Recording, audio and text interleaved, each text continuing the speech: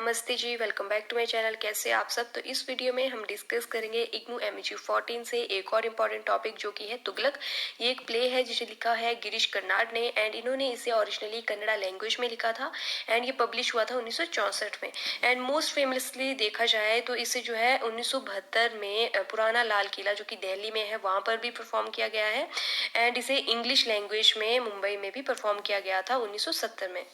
Tughlaq play जो है वो 13 सीन्स का प्ले है एंड ये प्ले जो है ये सुल्तान मोहम्मद बिन तुगलक की लाइफ को डिपिक्ट करता है जिसने 14th सेंचुरी में इंडिया पर राज किया था। एंड इस प्ले का जो सेंट्रल थीम है वो भी सुल्तान तुगलक की पर्सनैलिटी की कॉम्प्लेक्सिटी है बिकॉज इस प्ले में जो तुगलक है वो as good as well as evil जो है पोर्ट्रे किया गया है। मतलब कि जो तुगलक है वो एक पॉलिटिकल पॉलिटिशियन है जो अच्छा भी है एंड बुरा भी है, वायलेंट भी होता है।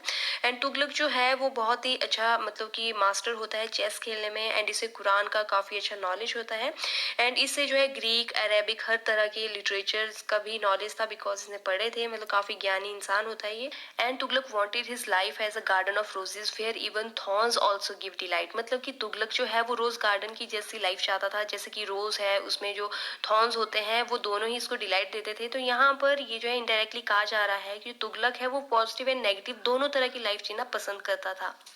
एंड कुछ क्रिटिक्स ने सुल्तान तुगलक के कैरेक्टर को क्रिस्टोफर मार्लो के डॉक्टर फॉस्टस के साथ भी कंपेयर किया है। अगर आपको पता नहीं है कि ये क्या है तो मैं आपको बता दूं कि क्रिस्टोफर मार्लो जो है एक राइटर है जिन्होंने एक प्ले दिया था डॉक्टर फॉस्टस। तो यहाँ पर जो है क्रिटिक्स ने जो है कंपेरिजन किया है कि जो सुल्तान तुगलक एंड जो डॉक्टर फॉस्टस है वो दोनों कहीं ना कहीं सिमिलर है बिकॉज डॉक्टर फॉस्टस जो है उन्हें नॉलेज का हंगर था एंड इस हंगर के कारण उनकी जो है ट्रेजिक एंडिंग हुई थी। एंड इसी तरह से जो तुगलक है उसको पावर का मतलब कि वो होता है हंगर या पावर की ग्रीड होती है एंड जिसकी वजह से तुगलक का भी एंड होता है। तो कहीं ना कहीं यहाँ पर जो है कंपैरिजन किया गया है सुल्तान तुगलक के कैरेक्टर को क्रिस्टोफर मार्लो के डॉक्टर फॉस्टस के साथ। एंड तुगलक में गिरीश कर्नाड ने गांधीयन थॉट्स के फ्लो को शो किया है but Gandhian principles like non violence communal hatred was still lacked in play. And कैसे लैक करते हैं गांधीयन प्रिंसिपल वो आपको समरी से पता चल जाएगा।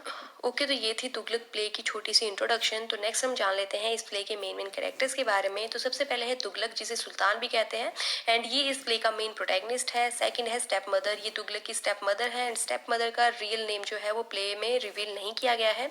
एंड थर्ड है अजीज। अजीज जो है वो काफी manipulative witty and ruthless person है यानी कि काफी बेरहम पर्सन है। एंड फोर्थ है अजाम। अजाम जो है वो पार्टनर है अजीज का। एंड फिफ्थ है नजीब। नजीब जो है वो सुल्तान का राइट हैंड है। एंड सिक्स्थ है शेख, ये एक मौलवी होता है जो सुल्तान को पसंद नहीं करता है यानी कि तुगलक का ये क्रिटिक होता है। एंड सेवंथ है बरानी। बरानी जो है वो तुगलक का एडवाइजर है। एंड एट्थ है घियासुद्दीन, ये सक्सेसर होता है खलीफा का। तो ये आपके मेन कैरेक्टर्स हैं एंड आपको ये याद रखने हैं। हालांकि इनके नाम थोड़े से अटपटे हैं बट कोशिश करना कि आप इनको याद करके जा सको। तो हम बारी बारी से सभी कैरेक्टर्स को थोड़ा सा डिटेल में जानेंगे। तो सबसे पहले हम डिस्कस करेंगे तुगलक। ओके तो तुगलक का पूरा नाम है मोहम्मद बिन तुगलक एंड ये एक मुस्लिम सुल्तान है मीन्स की एम्परर है। एंड तुगलक जो है वो अपनी कैपिटल दिल्ली से दौलताबाद शिफ्ट करना चाहता है एंड तुगलक को सेल्फ कॉन्फिडेंस था कि वो अकेला ही जिम्मेदार इंसान है जिसे स्टेट की हर प्रॉब्लम का सॉल्यूशन ढूंढने का राइट है। हालांकि सुल्तान जो है वो काफ़ी इम्पेशेंट एंड वायलेंट पर्सन होता है एंड इसे पावर की ग्रीड होती है। लेकिन सुल्तान में जो है एक पॉजिटिव बात होती है कि सुल्तान एक सेक्युलर स्टेट बनाना चाहता था, ये हिंदू एंड मुस्लिम को एकजुट करके रखना चाहता था। ओके तो हमारा जो अगला कैरेक्टर है वो है स्टेप मदर। स्टेप मदर जो है वो इस पूरे प्ले में इकलौती फीमेल कैरेक्टर है एंड स्टेप मदर तुगलक को काफी ज्यादा पसंद करती है एंड ये तुगलक की वायलेंस को देख जो है काफी ज्यादा परेशान होती है। एंड स्टेप मदर को पसंद नहीं था कि तुगलक जो है वो नजीब की एडवाइजेस से इन्फ्लुएंस हो। एंड एक दिन जो स्टेप मदर है वो नजीब को जहर देकर मार डालती है एंड जब सुल्तान को इस बात का पता चलता है तो वो अपनी स्टेप मदर को सरेआम पत्थरों से मार डालने का दंड देता है। ओके देन हमारा अगला कैरेक्टर है अजीज। अजीज जो है वो इनिशियली एक धोबी था लेकिन धीरे धीरे इसने पावर एंड पोजीशन को गेन किया था एंड इसे भी पावर एंड पैसे की भूख थी एंड इसी चक्कर में इसने मर्डर रॉबरी जो है शुरू की थी। एंड इसके साथ जो है इसका एक फ्रेंड भी था अजाम जो कि इसका पार्टनर था। तो नेक्स्ट कैरेक्टर है अजाम। अजाम जो है वो अजीज का पार्टनर है जैसे कि मैंने आपको पीछे बताया। तो अजाम का कैरेक्टर भी आपको अजीज के कैरेक्टराइजेशन से ही पता चल गया होगा। ओके तो हमारा जो अगला कैरेक्टर है वो है नजीब।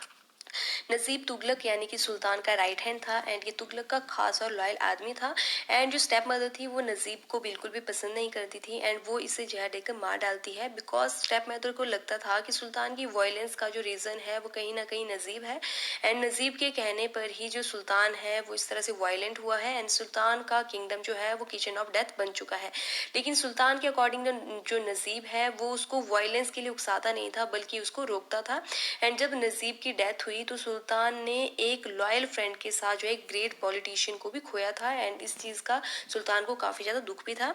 ओके, तो हमारा जो नेक्स्ट करेक्टर है वो है Sheikh. Sheikh is the most open critic of sultan and Sheikh कहता था कि सुल्तान ने इस्लाम को डिस्क्रेज किया है एंड सुल्तान को रूल करने का बिल्कुल भी राइट नहीं होना चाहिए बिकॉज उसने यानी कि जो सुल्तान है उसने अपने फादर एंड अपने ब्रदर को प्रेयर के दौरान मार डाला था ताकि वो राजगद्दी हासिल कर सके। लेकिन एन उल मुल्क द्वारा मिस्टेकली जो है शेख मारा जाता है एंड कैसे मारा जाता है वो आपको समरी में पता चल जाएगा। अगला करेक्टर है बरानी। बरानी जो है वो तुगलक का एडवाइजर होता है एंड स्टेप मदर जो है बरानी को सोबर मैन यानी कि ऑनेस्ट मैन कहती थी एंड एक बार बरानी ने स्टेप मदर को प्रॉमिस किया था कि वो कभी भी सुल्तान को यानी कि तुगलक को छोड़कर नहीं जाएगा बट प्ले के एंड में ये सुल्तान को छोड़कर जाने के लिए अपनी मदर की डेथ का बहाना लगाता है एंड सुल्तान को छोड़कर चला जाता है। हालांकि बहुत बार सुल्तान जो है वो बरानी के कंपेयर में नजीब की एडवाइजेस को सुनता था तो बरानी को ये चीज़ फील भी होती थी। ओके, तो हमारा जो अगला करेक्टर है वो है घियासुद्दीन जो कि सक्सेसर था खलीफा का।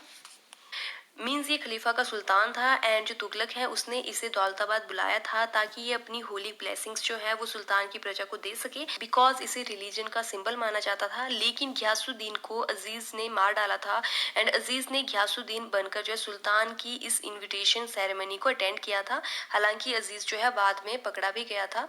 तो यही थी हमारे कैरेक्टर्स की डिटेल। तो अब हम डिस्कस करेंगे तुगलक प्ले की समरी।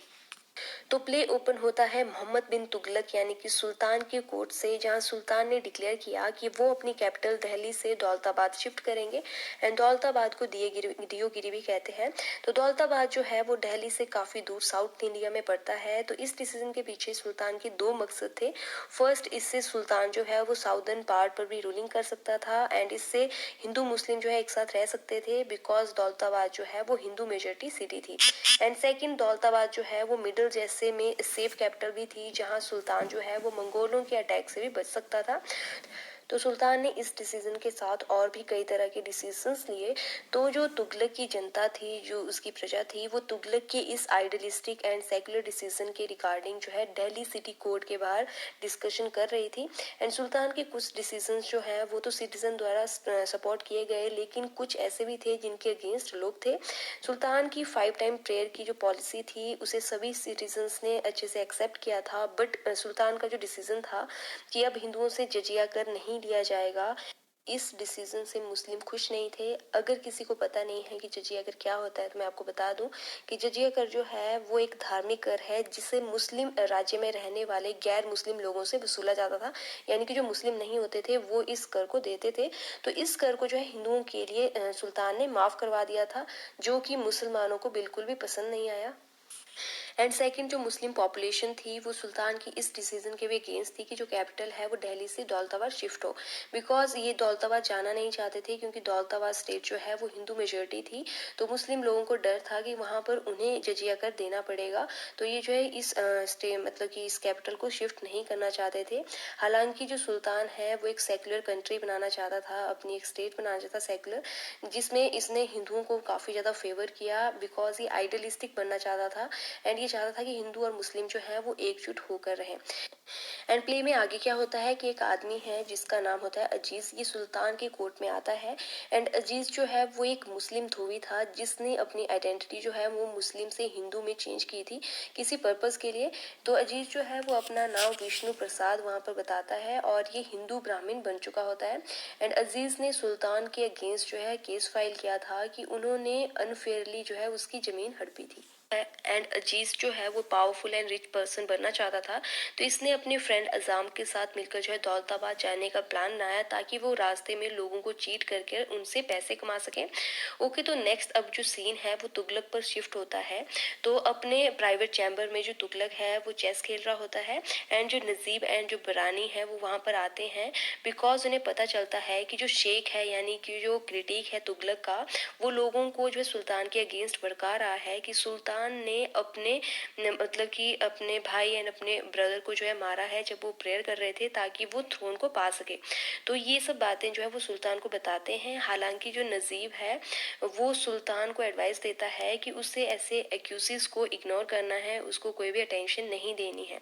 इसके बाद जो स्टेप मदर है वो सुल्तान से मिलने आती है एंड ये सुल्तान को बताती है कि उसे ऐन उल मुल्क से खतरा है।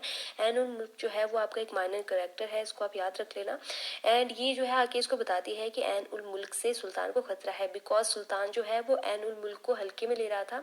हालांकि ऐन उल मुल्क जो है वो सुल्तान का फ्रेंड था बट अब ये जो है सुल्तान का एनिमी बन चुका था। एंड ऐन उल मुल्क जो है वो अपने 30,000 सोल्जर्स के साथ सुल्तान की स्टेट को अटैक करने का डिसाइड करता है एंड सुल्तान को ये बात पता थी एंड सुल्तान ये भी जानता था कि सुल्तान के पास सिर्फ 6,000 सोल्जर्स हैं एंड अगर ये बैटल होती है तो श्योरली वो हार जाएगा। तो इस लड़ाई को रोकने के लिए जो सुल्तान है वो अपने दुश्मन शेख को बुलवाता है एंड उसे कन्विंस करता है कि वो सुल्तान का पीस प्रपोजल जो है वो ऐन उल मुल्क को जाकर दे।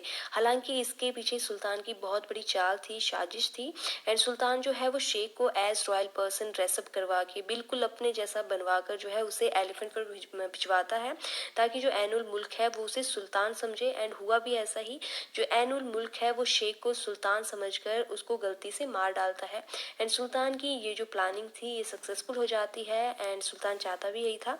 तो यहाँ पर जो तुगलक की डार्क साइड है वो हमें देखने को मिली है।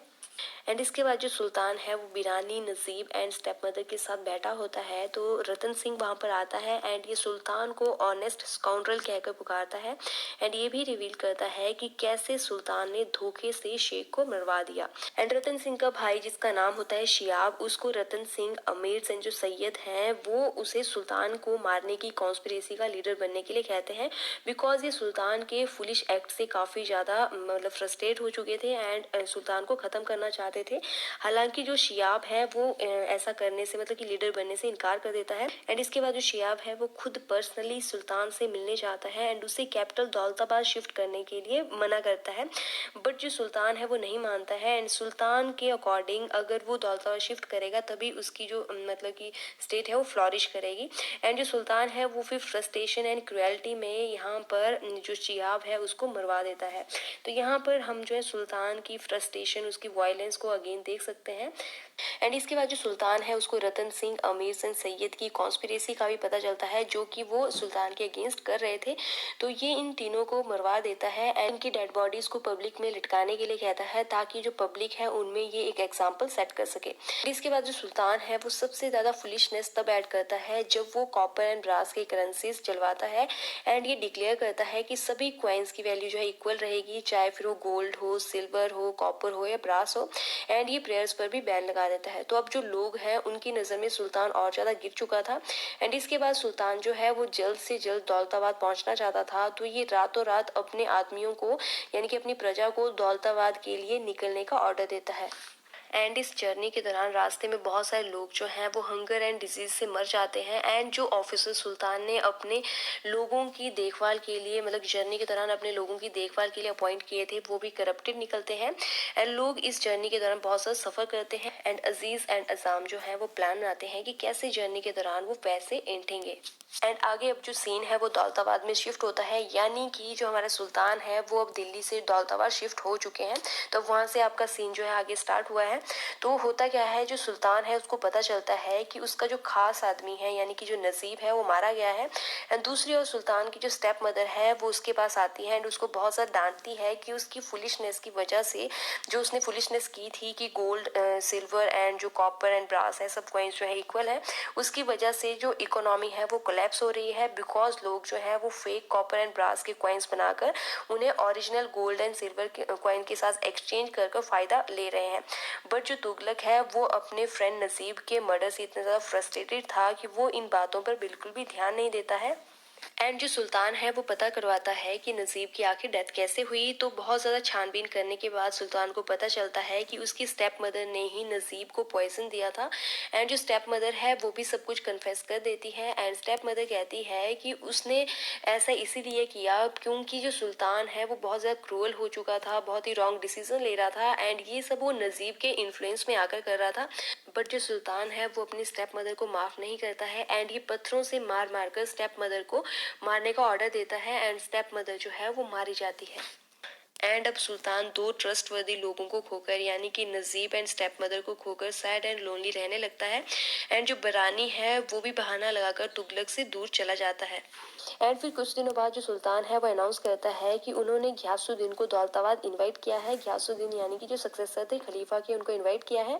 एंड उनके आने पर प्रेयर्स पर से भी बैन हटा दिया जाएगा। एंड वो पब्लिक को ब्लेसिंग्स भी देंगे। हालांकि जो लोग हैं वो इस बात में बिल्कुल भी इंटरेस्ट नहीं लेते हैं, बिकॉज लोग भूख और प्यास से मर रहे थे। किसी को भी घियासुद्दीन के आने की कोई भी एक्साइटमेंट नहीं थी। लेकिन जो तुगलक है वो घियासुद्दीन के वेलकम की तैयारियां करवाता है। लेकिन रास्ते में जो अजीज एंड अजाम है वो घियासुद्दीन को पकड़कर उसको मार डालते हैं। एंड जो अजीज है वो घियासुद्दीन को डिस्गाइज कर लेता है, मतलब कि उसके जैसा बनकर ये सुल्तान के पास पहुंच जाता है। हालांकि किसी को भी अजीज पर शक नहीं होता है कि वो अजीज है, ना कि घियासुद्दीन। लेकिन लेटर ऑन जो अजाम है वो मारा जाता है। एंड एक हिंदू वुमेन जो है वो अजीज को पहचान लेती है। लेटर ऑन जो अजीज है वो भी एक्सपोज हो जाता है कि वो घियासुद्दीन नहीं बल्कि क्रिमिनल अजीज है। एंड फिर अजीज जो है वो सुल्तान तुगलक के सामने सब कुछ यानी कि उसके पास की जितने भी उसने क्राइम्स किए हैं, जो भी उसने चोरी चकारी की है, वो सब कुछ जो है कन्फेस कर देता है। एंड सुल्तान जो है वो रियलाइज करता है कि अजीज एंड उसमें बहुत सारी सिमिलर क्वालिटीज हैं। एंड ये अजीज से काफी ज्यादा इम्प्रेस हो जाता है। एंड तुगलक जो है वो अजीज को माफ भी करता है। एंड अजीज को कोर्ट की पावरफुल पोजीशन भी अपॉइंट करता है। एंड जो तुगलक है वो फिर इसके बाद सोने चला जाता है। एंड ये सोचता है कि ये मैड हो चुका है। एंड फिर कुछ टाइम बाद जो सुल्तान है वो अपने लोगों को फिर से वापस दिल्ली चलने का ऑर्डर देता है। एंड यहाँ पर हमारा प्ले खत्म हो जाता है। तो यही था तुगलक प्ले के बारे में। आई होप आप लोगों के लिए वीडियो हेल्पफुल रहेगी। एंड अगर आपको वीडियो थोड़ी सी भी हेल्पफुल लगी है तो प्लीज़ वीडियो को लाइक करो, शेयर करो एंड मेरे चैनल को सब्सक्राइब करो। ओके, तो मिलते हैं हमारे नेक्स्ट वीडियो में। Till then take care, bye bye.